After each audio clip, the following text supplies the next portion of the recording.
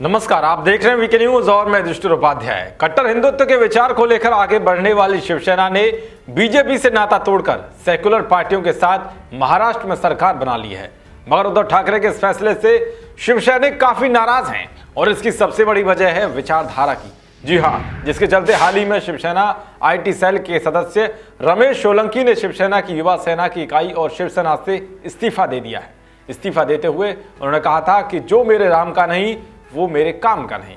इसके बाद तो कई शिवसैनिकों ने पार्टी छोड़ने का पूरा मन बना लिया है। इसी बीच सत्ता संभालने के बाद उद्धव ठाकरे को महाराष्ट्र में सबसे बड़ा झटका लगा है। दरअसल मुंबई के धारावी में बुधवार को आयोजित एक कार्यक्रम के दौरान लगभग 400 शिवसेना के कार्यकर्ताओं ने पार्टी छोड़कर बीजेपी ज्वाइन कर ली है। पार्टी छोड़ने की मुख्य वजह कांग्रेस और एनसीपी के साथ मिलकर सरकार बनाने की है, क्योंकि शिवसेना की कभी सबसे बड़ी विरोधी पार्टी रही तो वो है कांग्रेस और एनसीपी, और इसके साथ आज महाराष्ट्र में उद्धव सरकार का गठन हुआ है। बता दें कि शिवसेना और बीजेपी ने महाराष्ट्र विधानसभा चुनाव गठबंधन के तहत लड़ा था, लेकिन 24 अक्टूबर को नतीजे आने के बाद शिवसेना मुख्यमंत्री पद के लिए अड़ गई। जहां चुनाव में बीजेपी को 105 सीटों पर जीत मिली तो वहीं शिवसेना को 56 सीटें मिली थी, जबकि एनसीपी को 54 और कांग्रेस को 44 सीटें मिली थी। नतीजे में बीजेपी शिवसेना गठबंधन को पूर्ण बहुमत मिला था, लेकिन शिवसेना ने 50-50 फॉर्मूले की मांग कर दी थी।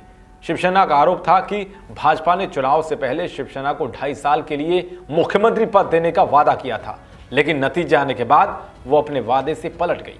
तो वही बीजेपी का कहना था कि उसने शिवसेना से ऐसा कोई वादा नहीं किया था। काफी समय तक दोनों दलों के बीच बातचीत होती रही और अंत में शिवसेना ने बीजेपी से नाता तोड़ दिया। इसके बाद फिर शरद पवार के भतीजे अजीत पवार को साथ लेकर बीजेपी ने महाराष्ट्र में सरकार तो बना ली, लेकिन 3 दिन बाद ही सरकार का खेल बिगड़ गया और आखिरकार मुख्यमंत्री पद से देवेंद्र फडणवीस को इस्तीफा देना पड़ा।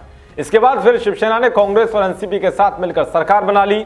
उद्धव ठाकरे के नेतृत्व में बनी इस सरकार में एनसीपी और कांग्रेस के अलावा शिवसेना के 2 विधायकों ने भी मंत्री पद की शपथ ली और तीनों दलों ने इस गठबंधन को महाविकास आघाड़ी नाम दिया है। खैर कुछ भी हो, मगर जिस तरह से उद्धव ठाकरे के फैसले से शिवसैनिक नाराज हैं, वो आने वाले दिनों में उद्धव सरकार के लिए एक बड़ी मुसीबत खड़ी कर सकते हैं। जिस तरह से शिवसेना के कार्यकर्ता विचारधारा के चलते पार्टी छोड़कर बीजेपी में शामिल हो गए हैं, उस पर आपकी क्या राय है कमेंट बॉक्स जरूर बताएं। देश और दुनिया की तमाम खबर को पाने के लिए देखते रहिए वीके न्यूज। शुक्रिया।